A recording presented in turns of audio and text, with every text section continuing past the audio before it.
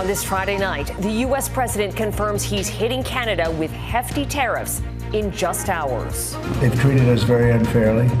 Prime Minister Trudeau's response, Trump's decision on taxing Canadian oil and gas, and a reality check on his claims about Canada's role in America's fentanyl crisis. New tributes to the victims of the D.C. air disaster. If you met her, you were very fortunate. And the scrutiny on staffing shortages. What's involved in hiring and training air traffic controllers. Plus, a popular place to chill out. It is a living, breathing work of art. The red-hot attraction that is Quebec City's Ice Hotel. Global National. Reporting tonight, Carolyn Jarvis. Good evening and thanks for joining us. It is the eve of major U.S. tariffs expected to come Canada's way. With just hours to go, President Donald Trump is not backing down, confirming plans to slap crippling 25% tariffs on imports. Tariffs don't cause inflation, they cause success. They cause big success. So we're going to have great success. There could be some temporary short-term disruption, and people will understand that. It is a critical time for two countries with deeply linked economies. There are concerns about what an all-out trade war could mean for jobs and businesses and the relationship with Canada's biggest trading partner. Prime Minister Justin Trudeau is warning there could be difficult days ahead. We will respond. We won't relent until tariffs are removed and, of course, everything is on the table. We have comprehensive coverage tonight from both sides of the border, including Canada's 11th hour attempts to stop the tariffs. And we begin with Jackson Proskow in Washington. No mercy from the White House and no last-minute reprieve. And I say, why should we be subsidizing Canada? Mr. President, is there anything China, Canada, and Mexico can do tonight to forestall your implementation of tariffs tomorrow? No, nothing. Not right now. The U.S. president unapologetically followed through on his threats, slapping substantial duties on America's closest trading partners. We're not looking for a concession, and we'll just see what happens. 25% universal tariffs on imports from Canada and Mexico start Saturday. A smaller 10% tariff will apply to goods from China. For the illegal fentanyl that they have sourced and allowed to distribute into our country, which has killed tens of millions of Americans. There is a modest carve-out for Canadian oil and gas, a reduced tariff of 10% that won't come into effect until February 18th. Alarmingly, Donald Trump ducked the question of whether the tariffs could ever be rolled back. We'll possibly very substantially increase it or not. We'll see how it is. In fact, there's plenty to suggest Trump's Republicans view the strategy as key to his America First agenda. Unless the governments actively assist in securing our border, and my advice to Canada is they should do exactly that and help us secure the border. Is that the best way to treat a close ally? I think we have seen that President Trump uses tariffs very effectively for leverage. In Trump's circles, there is apparently no concern about how tariffs will cause costs to soar for everyday Americans. There could be some temporary short-term disruption, and people will understand that. In reality, everything from gas to groceries will instantly be more expensive. I would turn that question around. Yet this senator is actually proposing legislation to create an American external revenue agency that would collect tariffs for the long term. Will this hurt American consumers? I don't think so. It'll help American communities. Now, Canada is not going to be alone in its fight against the United States over these tariffs. In fact, in the Oval Office this afternoon, President Trump made more news and said that substantial tariffs are also coming for the European Union. Carolyn? Okay, Jackson, there are a lot of moving pieces here. Can you walk us through what happens next? Well, for as much as Donald Trump has made promises, there's still a bit of a waiting game here because he hasn't officially signed those tariffs into effect just yet. And in Donald Trump's world, what he says and what he does can be different things. And so Canadian officials and other foreign leaders simply have to wait and see if he actually lives up to his word, delivers on these threats, or if this is simply a last-minute and very high-pressure negotiating tactic. Jackson Proskow in Washington for us. Thank you. The economic fallout for Canada could be grave, but Canada's political leaders aren't backing down. Prime Minister Justin Trudeau repeated his vow today that Canada will respond. Mackenzie Gray has that part of the story. Good afternoon, everybody. The message from the White House is clear. I think Justin Trudeau would be wise to talk to President Trump directly before pushing outlandish comments. Business leaders and thought leaders. Earlier Friday, the Prime Minister saying Canada's ready to retaliate. If tariffs are implemented against Canada, we will respond. We won't relent until tariffs are removed and, of course, everything is on the table. We had several important meetings. Trudeau dispatching cabinet ministers to Washington who still believe tariffs could somehow be avoided. We have yet seen any formal decision-making done by President Trump, nor any specific details. Trump's press secretary giving the details on why tariffs are likely. Both Canada and Mexico have allowed an unprecedented invasion of illegal fentanyl that is killing American citizens and also illegal immigrants into our country. But the facts don't back the White House's claims. U.S. border guards reported confiscating only 20 kilograms of fentanyl coming from Canada in 2023. From Mexico, it was nearly 10,000 kilograms. And it's the same situation at the border. Last year, the Americans say nearly 24,000 people crossed illegally from Canada into the U.S., but that's just 1.5% of border crossings.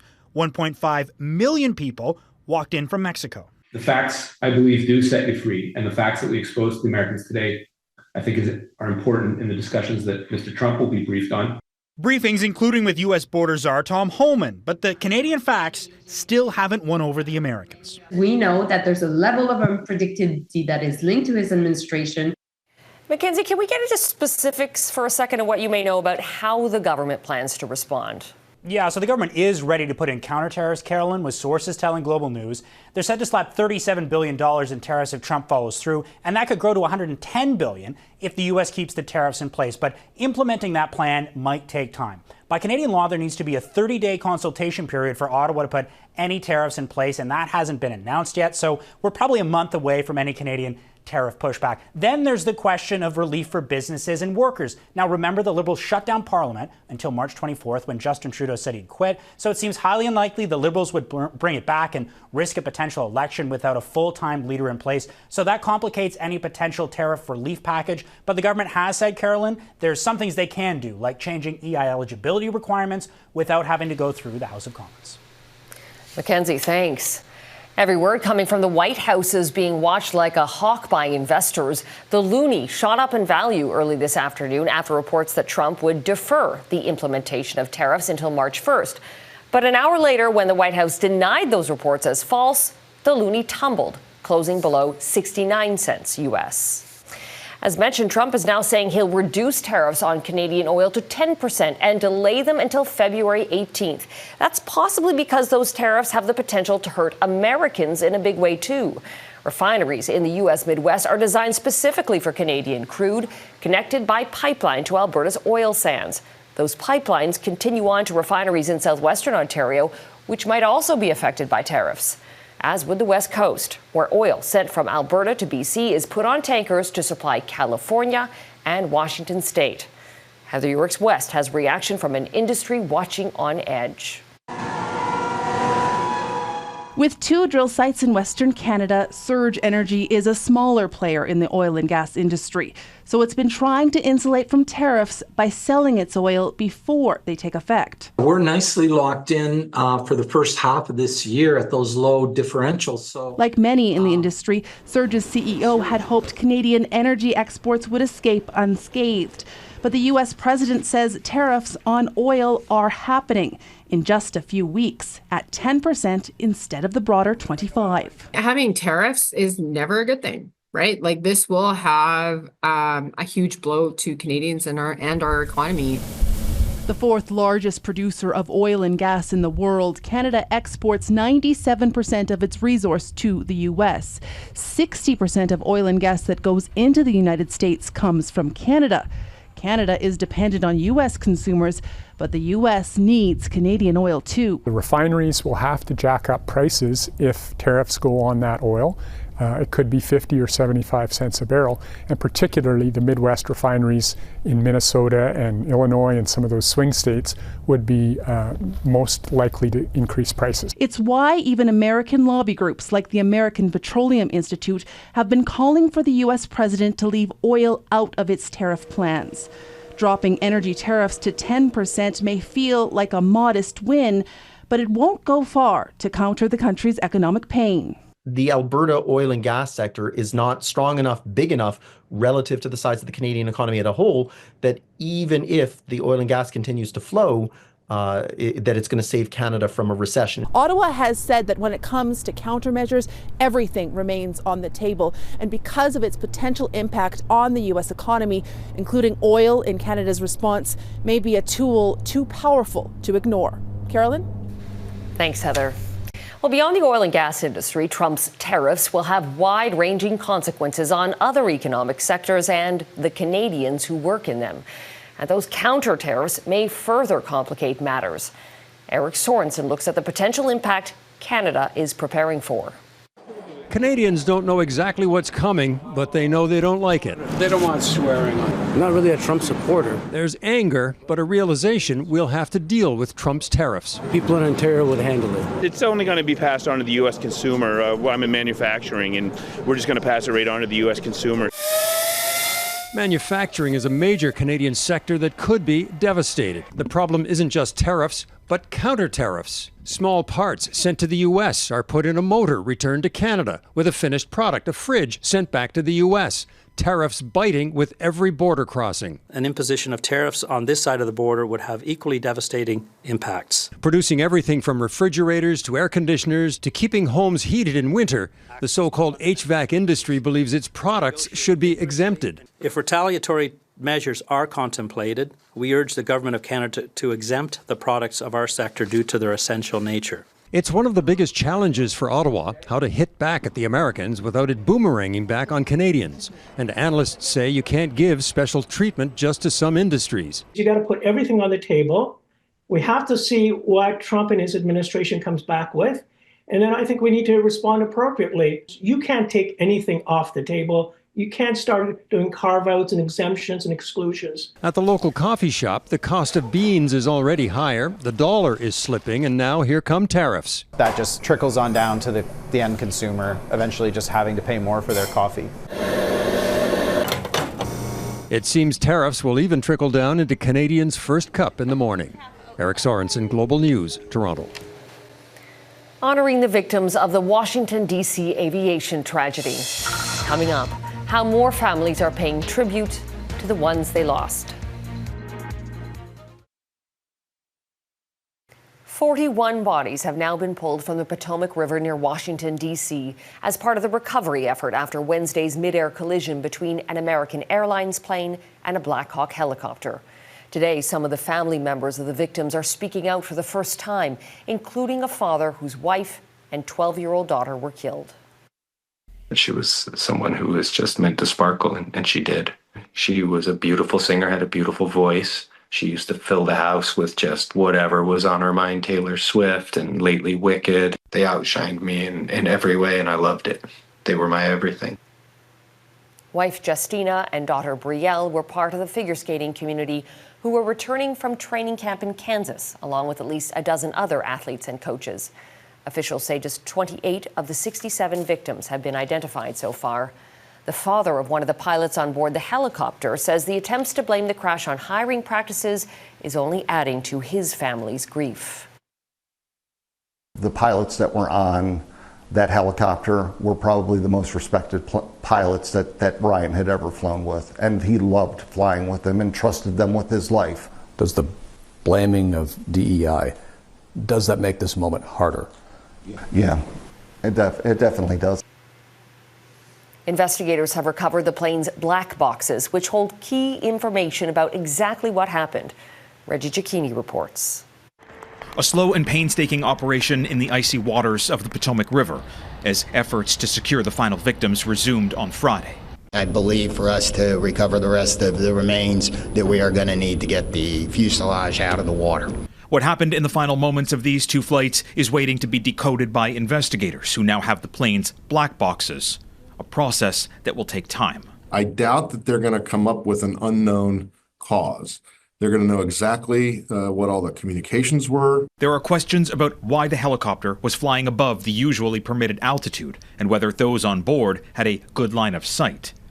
The airspace surrounding the airport is complex at a minimum, being heavily regulated and restricted, leaving the Federal Aviation Administration to enact new restrictions on Friday for the near-surface routes used by the military. If they had been where they should have been, the mid-air collision probably would not have happened. Communication failures may also have existed. It's reported one air traffic controller was operating both plane and helicopter paths. Experts say it happens, but it isn't optimal. I did not hear on the air traffic control communications the CRJ was told about the Army helicopter, so that's a disadvantage.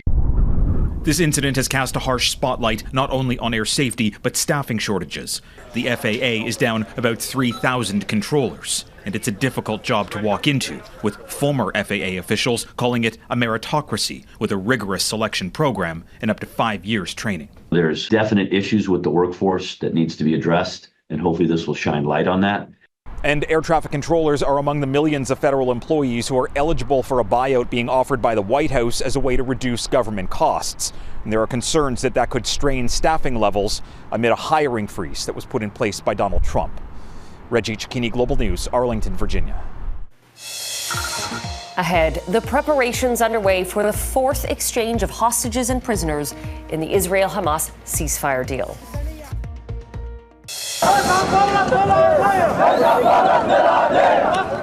Thousands of Egyptians gathered in front of the Rafah crossing today in protest of U.S. President Donald Trump's proposal that Palestinians from war-torn Gaza be moved into nearby areas of Egypt and Jordan. Demonstrators waved Egyptian and Palestinian flags, shouting support for an independent Palestinian state. Egypt and Jordan have both rejected Trump's idea. On the other side of that crossing, there are more than 12,000 people anxiously waiting to get out of Gaza, according to the World Health Organization. They need life-saving medical treatment, and tomorrow, many of them are set to enter Egypt to receive that care.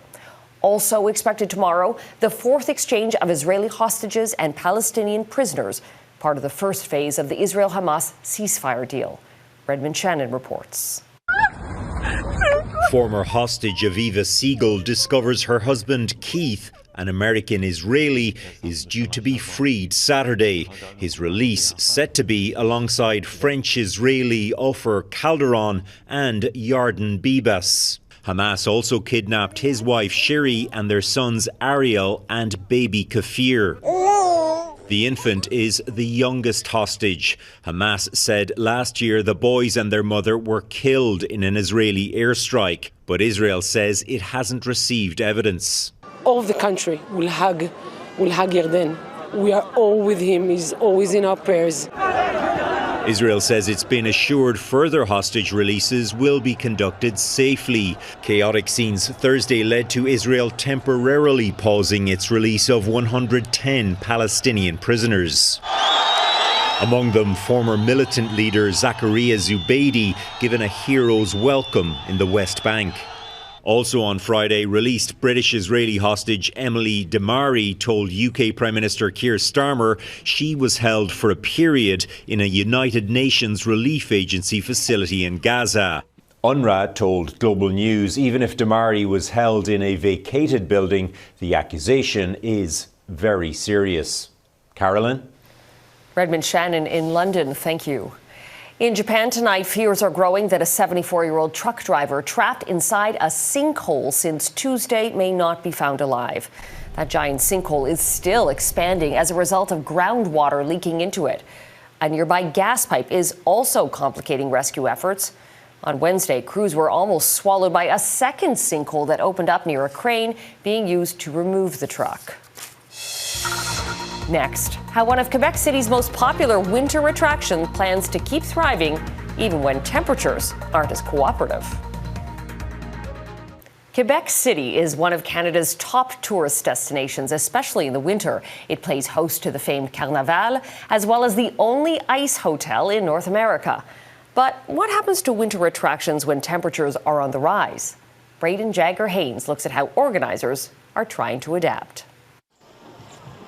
It's an engineering marvel and a world-renowned attraction. It's not a real hotel, it is a living, breathing work of art. Rebuilt from the ground up each year. For the past 25 years, Quebec City's Ice Hotel draws thousands of people from around the globe. making Quebec a top tourist winter destination. There's really a buzz going on about the beauty of Quebec City, the various winter activities. Tourism officials say a low Canadian dollar and targeted ad campaigns to the U.S. are behind the spike in popularity. We were ready to face off, Quebec City style. It's easy to see why the gem of La Belle Province holds appeal for all ages. With the warmest winter on record, enthusiasm for Carnaval's 70th anniversary celebration melted away last year, prematurely shutting down festivities. This year, despite ideal temperatures, organizers are hedging their bets. We're looking very strongly at how we can change our infrastructure investments and tourism attractions to make sure that people are really reassured and guaranteed a really wonderful winter offer. $400,000 were invested to modernize this 140-year-old crowd favorite, now completely refrigerated.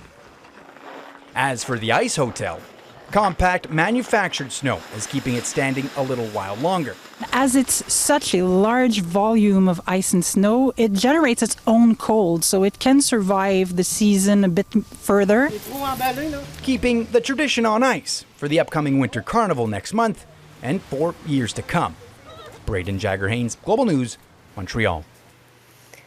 And that is Global National for this Friday. I'm Carolyn Jarvis. Tonight's Your Canada is the sunrise over Burns Bog in Delta, BC. We love seeing your Canada. Please email it to globalnational@globalnews.ca. Thanks for watching. Hope you'll join us again tomorrow. Have a great night.